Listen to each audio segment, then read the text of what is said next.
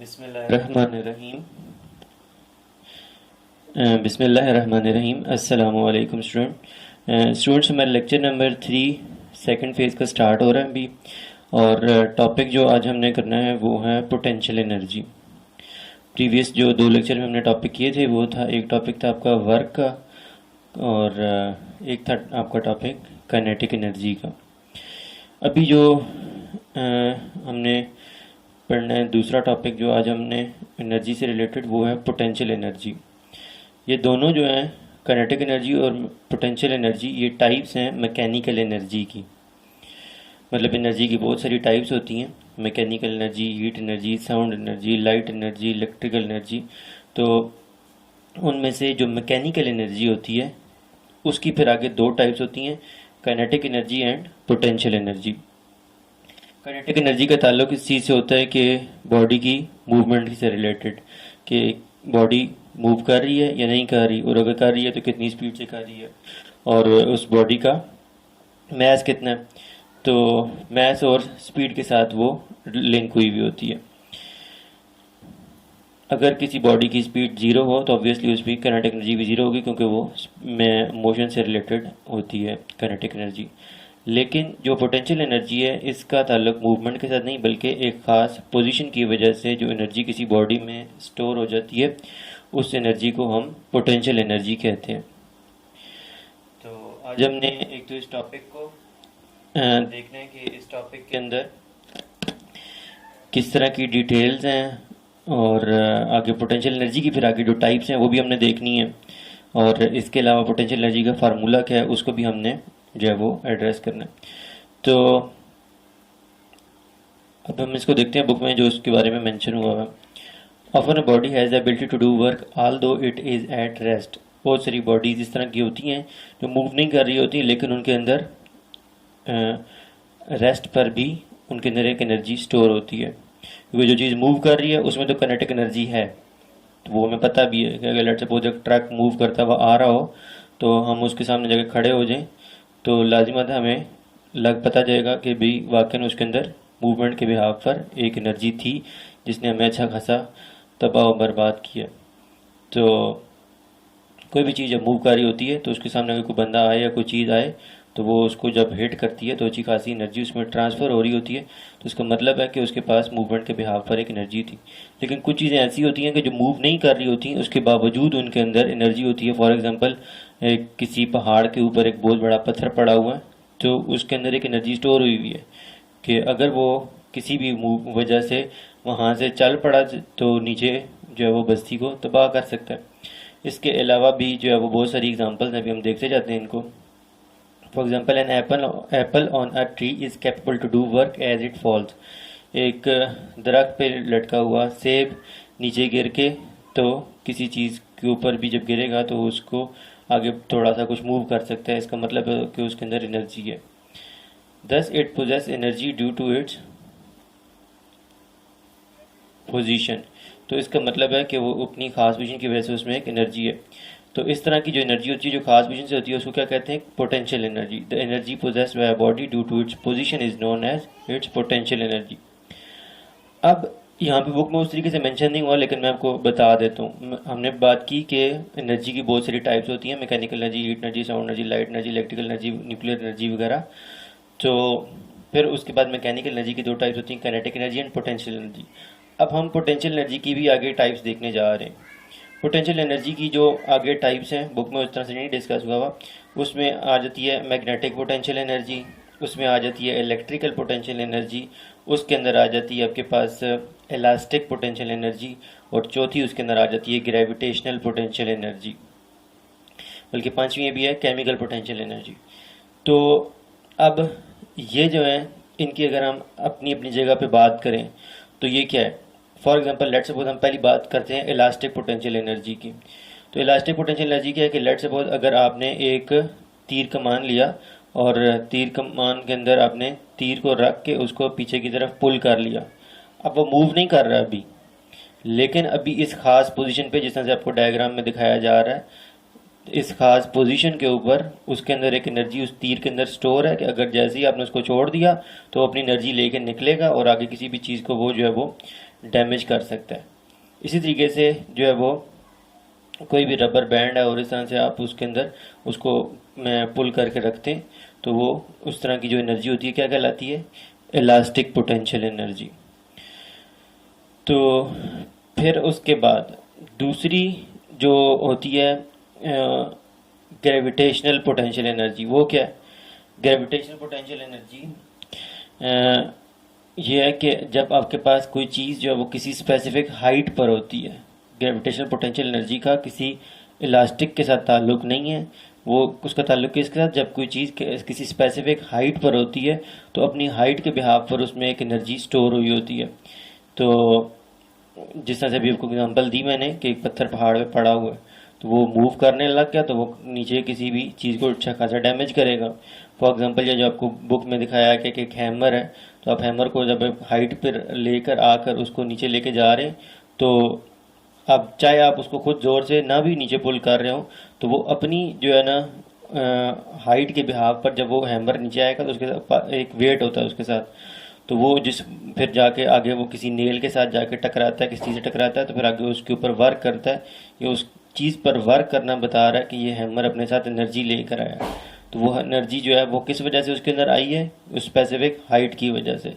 तो जो भी एनर्जी हाइट के बिहाफ पर आती है बॉडी के अंदर वो क्या कहलाती है, ग्रेविटेशनल पोटेंशियल एनर्जी। ये फिर आपको बता रहा हूँ कि आपने इसके आगे पोटेंशियल एनर्जी की जो आगे टाइप्स हैं उनको हम डिस्कस कर रहे हैं, बुक में उस तरह से डिस्कस नहीं हुआ। तो फिर उसके बाद ग्रेविटेशनल पोटेंशियल एनर्जी किसी और जगह पे भी आप इसको देख सकते हैं। फॉर एग्जांपल डैम के अंदर जो पानी स्टोर हुआ होता है वो काफ़ी हाइट के ऊपर होता है और फिर उस हाइट के ऊपर जब वो पानी होता है तो फिर जब वो मूव करता है तो अपनी पोटेंशियल एनर्जी को यूज़ करता है, पोटेंशियल एनर्जी उसकी काइनेटिक एनर्जी में कन्वर्ट होती है तो और फिर जो है वो उससे आगे टरबाइन मूव करता है और फिर इलेक्ट्रिकल एनर्जी क्रिएट होती है। फिर उसके तो इसके बाद एक और जो हमारे पास पोटेंशियल एनर्जी की टाइप होती है वो होती है केमिकल पोटेंशियल एनर्जी। अब केमिकल पोटेंशियल एनर्जी क्या है कि आपके पास फॉर एग्जांपल जो हम घर के अंदर ना मीथेन गैस जो वो बर्न कर रहे होते हैं तो उसका फार्मूला होता है CH4, मतलब उसमें एक कार्बन का एटम होता है और 4 हाइड्रोजन के एटम होते हैं तो एक CH4 का मॉलिक्यूल बनता है। तो अब उस CH4 के मॉलिक्यूल के अंदर ये एबिलिटी होती है कि आप उसको बर्न करते हो तो उसमें से एनर्जी निकलती है और फिर उस वो केमिकल एनर्जी मतलब हीट एनर्जी में कन्वर्ट होती है और फिर वो हीट एनर्जी से फिर हम आगे खाना पकाते हैं, जो भी आगे हम काम लेते हैं। तो अब क्या है कि एक कार्बन का एटम है और 4 हाइड्रोजन के एटम है। अब कार्बन के एटम तो डेली लाइफ में बहुत सारी जगहों पर प्रेजेंट है। तो फॉर एग्जांपल जो हम गाड़ियों के टायर होते हैं उसके अंदर कार्बन होता है, कोयला है उसके अंदर कार्बन होता है। अच्छा, हाइड्रोजन भी साइडों पर बहुत ज़्यादा प्रेजेंट है। तो अब हम ये काम तो नहीं कर सकते कि जो है वो कि एक जगह पर कार्बन में रखें और कहें कि जी साथ में हाइड्रोजन तो काफ़ी सारी प्रेजेंट है, तो ये अब हम इसको कार्बन वाली चीज़ को चाहे वो कोई गाड़ी का टायर हो या इस तरह कोई चीज़ हो उसको हम कहें जी अब हम इसको जलाएंगे और फिर जो साथ हाइड्रोजन भी आए तो हमें वो एनर्जी, वो हीट एनर्जी मिलती रहेगी, तो वो हमें हीट एनर्जी नहीं मिलेगी। हीट एनर्जी जो है वो हमें कब मिलेगी, जब कार्बन के और 4 हाइड्रोजन के एटम ख़ास पोजीशन पर आकर CH4 का मॉलिक्यूल बनाएंगे। अगर वो ख़ास पोजीशन पर ना हो तो ये कार्बन हाइड्रोजन आपकी सराउंडिंग में जितना भी होगा, आपने जितना भी साइडों पर रैंडमली इकट्ठा कर लिया तो वो उससे आपको वो एनर्जी नहीं मिलने लगी, हीट एनर्जी नहीं मिलने। क्यों? क्योंकि उसके अंदर फिर उस वे में केमिकल एनर्जी पहले से प्रेजेंट ही नहीं होगी। तो इसी तरीके से ग्लूकोज जो हम सेब खाते हैं, ऐसा कोई चीज़ खाते हैं उसमें ग्लूकोज होता है, उसका फार्मूला C6H12O6 है। अब 6 कार्बन के एटम में 6 कार्बन के एटम में 12 हाइड्रोजन के हैं और 6 फिर ऑक्सीजन के हैं। अब ये स्पेसिफिक अरेंजमेंट में आपस में जुड़े हुए होते हैं। अगर ये आप उनको स्पेसिफिक पोजीशन के अंदर ये ना हो तो कार्बन भी सराउंडिंग में प्रेजेंट है, जिससे वो गाड़ी के टायर की एग्जांपल दी, वाटर भी प्रेजेंट है। तो अब आप कहें कि जी मुझे तो सेब नहीं मिल रहा तो मैं जो है ना गाड़ी का टायर थोड़ा सा खा लेता हूँ, फिर थोड़ा सा पानी पी लेता हूँ तो शायद मुझे जो है वो मेरी बॉडी के अंदर एनर्जी आ जाएगी जो सेब से आनी थी, तो वो नहीं आने लगी। क्यों? क्योंकि उसके अंदर उस वे में एलिमेंट्स के जो एटम्स हैं वो ख़ास पोजीशन पर प्रेजेंट नहीं है, जब ख़ास पोजीशन प्रेजेंट नहीं है तो वो अपने अंदर फिर वो ख़ास केमिकल पोटेंशियल एनर्जी भी अपने अंदर नहीं रखेंगे।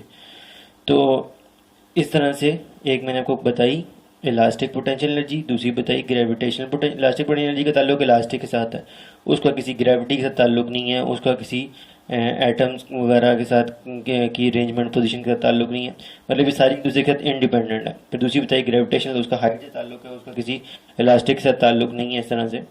फिर तीसरी बताई केमिकल पोटेंशियल एनर्जी, जो खास एटम की खास पोजीशन की वजह से जो है कोई मॉलिक्यूल अपने अंदर एनर्जी स्टोर कर लेता है, उसको केमिकल पोटेंशियल एनर्जी कहते हैं। फिर इसके बाद अगली है वो है electrical potential energy. Electrical potential energy क्या है कि जब आप एक पॉजिटिव चार्ज को एक नेगेटिव चार्ज से एक ख़ास डिस्टेंस पर अलग करते हैं तो क्या होता है कि पॉजिटिव नेगेटिव को क्योंकि अट्रैक्ट करता है, तो जैसे ही आप उसको छोड़ेंगे नेगेटिव को या पॉजिटिव को, तो वो पॉजिटिव नेगेटिव की तरफ या नेगेटिव पॉजिटिव की तरफ मूव करेगा, और मूव करेगा तो लाजमत है अपने अंदर वो मूवमेंट के वक्त उसके पास काइनेटिक एनर्जी होगी, और उस काइनेटिक एनर्जी से फिर आप जो है वो बल्ब चला सकते हैं या कोई भी इलेक्ट्रिकल इक्विपमेंट चला सकते हैं। तो अब ये जो आपने पॉजिटिव चार्ज को नेगेटिव चार्ज से दूर करके एक ख़ास पोजीशन पर लेकर आए हैं, तो ये जो है वो पोजीशन के बिहाव पर, अब क्योंकि चार्जेस है ना, तो चार्जेस की वजह से इनमें जो चार्जेस हैं और ख़ास पोजीशन पर है, तो अब जो इनमें एनर्जी आएगी उसका इलास्टिक से कोई ताल्लुक नहीं है, उसका ग्रेविटी से कोई ताल्लुक नहीं है, वो जो है वो क्या कहलाएगी फिर इलेक्ट्रिकल पोटेंशियल एनर्जी। इसी तरीके से मैग्नेट्स होते हैं, मैग्नेट्स के नॉर्थ और साउथ पोल को आप थोड़ा सा एक दूसरे से अलग कर लें तो वो नॉर्थ साउथ को थोड़ी देर के बाद खींच लेगा, या साउथ नॉर्थ की तरफ खींचा जाएगा और वो तेज़ी से मूव करेगा, और ड्यूरिंग मूवमेंट जो है वो आप उनसे कोई वर्क ले सकते हैं। तो अब वहाँ पर जो है वो मैग्नेटिक पोटेंशियल एनर्जी है, उसका बिजली इलेक्ट्रिकल से कोई ताल्लुक नहीं है, उसको ग्रेविटी से ताल्लुक नहीं है, उसको कोई इलास्टिक से ताल्लुक नहीं है। तो ये 5 तरह की मैंने आपको पोटेंशियल एनर्जी की टाइप्स बताई हैं, जिनका आपको कम से कम जो है वो नाम जो है वो आपने क्वेश्चन आपने बना लेने, जो आपके पीछे से क्वेश्चन चलते आ रहे थे, तो उसमें आप बना लीजिएगा व्हाट इज़ पोटेंशियल एनर्जी, उसमें आपने ये डेफिनेशन लिख देनी है, और आगे इसकी डेरिवेशन जो है कि वो मेंशन कर दीजिएगा, और साथ में जो एग्जांपल्स बीच में डिस्कस हो रही हैं इनको भी आप डिस्कस कर दीजिएगा। मतलब व्हाट इज़ पोटेंशियल एनर्जी में आपने डेफिनेशन लिखनी है, फिर उसके बाद आपने एग्जांपल्स लिख देनी है, फिर उसके बाद जो है वो ये आगे इसकी डेरिवेशन जो है मैं आपको मार्क करा दूंगा, फिर वो आपने लिखनी होगी। दूसरा आप क्वेश्चन बना लीजिएगा what are types of potential energy, तो वो मैंने जो अभी आपको 5 टाइप्स बताई हैं दोबारा रिपीट कर देता हूँ। Elastic potential energy, gravitational potential energy, electrical potential energy और मैग्नेटिक पोटेंशियल एनर्जी। इनको आपने अपनी वर्डिंग में जैसा मैंने आपको बताया आपने इनको लिख देना है, और इनकी हर एक के साथ साथ जो एग्जांपल बताई है, चाहे आपको अपनी तरफ से कोई एग्जांपल आती है तो आप उसको भी मेंशन कर सकते हैं। तो इस तरह से इनको आपने लिख देना ताकि आपके माइंड में हो कि पोटेंशियल एनर्जी क्या के टाइप्स के। अब हम बुक से भी देख लेते हैं कि बुक वाले ने इसके बारे में क्या डिस्कशन की हुई है और फिर इसका फार्मूला कैसे ड्राइव हुआ है। तो वो कहते हैं stored water possess potential energy due to its height. Definition के अंदर जो बात लिखी हुई है कि वाटर जो किसी हाइट पर होता है उसमें पोटेंशियल एनर्जी होती है, या इस तरीके से एक हैमर रेज करें आप सर्टेन हाइट पर तो उसमें भी एक एनर्जी आ जाती है, उसमें एक एबिलिटी आ जाती है ताकि वो वर्क कर सके, मतलब उसमें पोटेंशियल एनर्जी होती है। इसी तरीके से एक स्ट्रेच बो है, ठीक है, ये तीर कमान has a potential due to its stretch position when release the stored energy of the bow pushes the arrow out of it. तो वो तीर उसमें से एरो जो है वो बाहर निकलता है। The energy present in stretch bow is called elastic potential energy. तो ये इलास्टिक पोटेंशियल एनर्जी का खैर आपसे अलग से बोर्ड के अंदर पेपर में क्वेश्चन पूछा जा सकता है what is elastic potential energy. तो ये आपने जो इसकी 4th लाइन से स्टार्ट हो रहा है पैराग्राफ में, अ स्ट्रेच बो हैज़ पोटेंशियल एनर्जी, यहाँ से लेकर एंड तक लिख देना is called elastic potential energy. फिर इसी तरीके से उसके नीचे लिखा हुआ है अगला आपका what is gravitational potential energy. मतलब जो मैंने आपको टाइप बताई हैं उनमें से 2 आपकी बुक में डिस्कस हुई हैं, इलास्टिक पोटेंशियल एनर्जी और ग्रेविटेशनल पोटेंशियल एनर्जी। तो जब आप वो 5 टाइप लिखेंगे ना जो मैंने आपको कही हैं, तो उनमें से जो आपने इलास्टिक पोटेंशियल एनर्जी लिखनी है और ग्रेविटेशनल पोटेंशियल एनर्जी लिखनी है वो आपने अपनी बुक से ही मेंशन कर दीजिएगा। अगले पैराग्राफ के जो 3 लाइंस लिखी हुई हैं ये ग्रेविटेशनल पोटेंशियल एनर्जी के बारे में। तो वो कहता है the potential energy possessed by a hammer is due to its height. जो अभी ऊपर हमने हैमर देखी, जब उसको हाइट पर ले गए हैं तो वो जो उसमें पोटेंशियल एनर्जी आई थी, तो इस तरह की पोटेंशियल एनर्जी जो होती है वो जो हाइट की वजह से आती है उसको ग्रेविटेशनल पोटेंशियल एनर्जी कहते हैं। The energy present in a body due to its height is called gravitational potential energy. अब यहाँ से इसकी जो है वो स्टार्ट हो रही है क्या कहते हैं डेरिवेशन लेट अ बॉडी से। जो इसकी एग्जांपल थी, एग्जांपल के अंदर आपने ये 2-3 एग्जांपल जो इसने फर्स्ट 3 लाइन में मेंशन की हुई थी, इनको आपने मेंशन कर देना। तो एक एग्जांपल के अंदर आप स्ट्रेच बो, लेकिन ये पूरी ना लिखें, जस्ट स्ट्रेच लिख दें। स्ट्रेच बो has elastic potential energy in it. फिर इस तरीके से मतलब शॉर्ट फॉर्म में उसको मेंशन कर दें। तो इस तरह से आपकी 3 एग्जांपल हो जाएंगी, एक जो है वो वाटर वाली, एक हैमर वाली और एक स्ट्रेच बो वाली। तो फिर आपने ये डेरिवेशन करनी है। बाकी जो 5 टाइपों को बताई हैं वो आपने अलग से क्वेश्चन बना के उनको नोट डाउन करना है। अब ये जो इसकी डेरिवेशन है, डेरिवेशन के अंदर आपके पास ये यहाँ से स्टार्ट हो रहा है। अब इसको गौर से देखिएगा। Let a body of mass m be raised up through a height h from the ground. एक बॉडी है जिसका मास m है, उसको आप एक सर्टेन हाइट h तक लेके गए हैं। The body will require potential energy equal to the work done in lifting it to height h। जो चीज़ें आपने माइंड में रखनी है कि आपने किन चीज़ों को डिस्कस किया कि एक बॉडी है जिसका मास क्या है, m है, और उसको आप उठा कर लेके गए हैं सर्टेन हाइट h तक। तो जब इस तरीके से लेके जाएंगे तो ऑब्वियसली उसके अंदर एक एनर्जी ग्रेविटेशनल पोटेंशियल एनर्जी जो वो उसमें स्टोर हो जाएगी। The body will require potential energy equal to the, अब कितनी एनर्जी उसमें आएगी, जितना आपको वर्क करना पड़ा है उसको उस हाइट तक लेकर जाने के लिए, जितना आप उसको उठा कर ले गए हैं। लाजमत अपनी बॉडी को की एनर्जी को इस्तेमाल किया और उस पर वर्क करना पड़ा था आपको उस चीज़ को ऊपर लेके जाने के लिए। जितना आपने वर्क किया है उतना ही उस बॉडी के अंदर एनर्जी स्टोर हो जाएगी। तो पोटेंशियल एनर्जी का हम फार्मूला निकालना चाह रहे हैं। तो पोटेंशियल एनर्जी कितनी होगी, जितना उस बॉडी पे आपने वर्क किया है। वर्क का फार्मूला था फोर्स इनटू डिस्टेंस, लेकिन आप जो डिस्टेंस कवर किया है आपने वो तो हाइट थी, तो इसलिए फार्मूला का लिखा जाएगा potential energy is equal to force multiply by height. फिर उसके बाद आपके पास फोर्स किसकी इक्वल होगी, जितना उस बॉडी का वेट होगा उतनी आपको फोर्स लगानी पड़ रही होगी उसको उठाए रखने के लिए। तो इसलिए F की जगह आप W लिख देंगे, W की जगह पर आप W का फार्मूला होता है mg, तो इसका पोटेंशियल एनर्जी का फार्मूला बन जाएगा potential energy is equal to mgh। Thus the potential energy possessed by a body with respect to ground is mgh and is equal to the work done in lifting to height h। कि यही उसका work भी होगा, ये उसका formula क्या potential energy का mgh, और इतना ही उसको वर्क करना पड़ रहा होगा उस सर्टेन हाइट h तक उसको लेके जाने के लिए। अब ये एक एग्जांपल है जिसके अंदर उसका मास दिया हुआ है, हाइट दी हुई है, जी की जगह ऑब्वियसली आप 10 इस्तेमाल करेंगे तो आपके पास डायरेक्ट ये आंसर आ जाएगा। और फिर उसके बाद आपके पास एग्जांपल 6.4 है, ये थोड़ी सी टेक्निकल है, इसको आपने थोड़ा सा अटेंटिव होकर देखना है कि इसमें वो किस चीज़ के बारे में बात कर रहे हैं।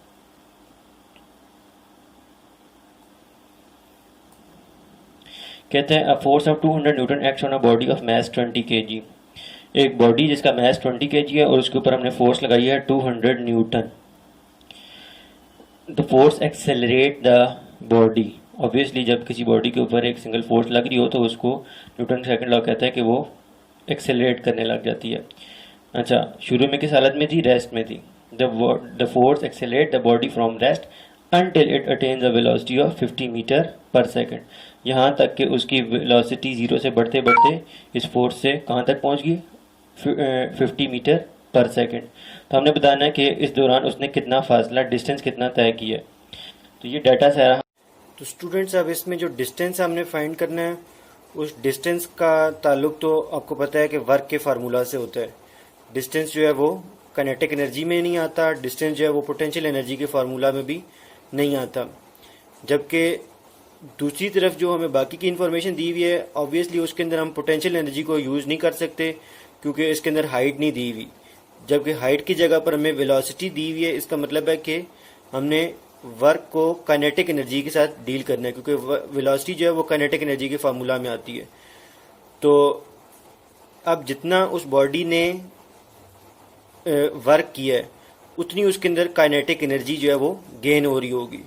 मतलब उसने फोर्स लगाई, फोर्स लगाने से जो है वो उसके अंदर एक्सेलरेशन हुई, तो अब उसने अपनी कार को आगे मूव किया, तो या बॉडी को मूव किया, तो अब उसने जितना वर्क किया है उतनी उस बॉडी के अंदर क्या आती जा रही है, काइनेटिक एनर्जी वो बॉडी गेन करती जा रही है, क्योंकि उसके अंदर वेलोसिटी उसकी इंक्रीज हो रही थी और उसने जो है वो काइनेटिक एनर्जी गेन की है। तो जितना उसने वर्क किया उतनी उसमें काइनेटिक एनर्जी आएगी। उस लिहाज से हम वर्क के फार्मूला को काइनेटिक एनर्जी के फार्मूला से इक्वेट करेंगे। तो Fs is equal to 1/2mv²। तो इस तरीके से आपके पास जो है वो S जो है वो फाइंड हो जाएगा। फोर्स आपको दी हुई थी, मैस दिया हुआ था, वेलोसिटी दी हुई थी, तो डिस्टेंस जो आपके पास 125 मीटर आ जाएगा। इसके बाद जो आपके क्या कहते हैं न्यूमेरिकल हैं एक्सरसाइज के, वो आपने नोट डाउन करने हैं कि जो इससे रिलेटेड हैं पोटेंशियल एनर्जी या काइनेटिक एनर्जी या वर्क के फार्मूला से, वो आपने उनको भी जो है वो सॉल्व करना है। तो बाकी जो है वो हम फिर नेक्स्ट टॉपिक से नेक्स्ट लेक्चर से जो है वो बाकी के ऑनवर्ड जो है वो टॉपिक स्टार्ट करेंगे, जिनमें हमने टाइप्स ऑफ एनर्जीज को डिस्कस करना होगा। तो अभी के लिए अल्लाह हाफिज़ वस्सलाम।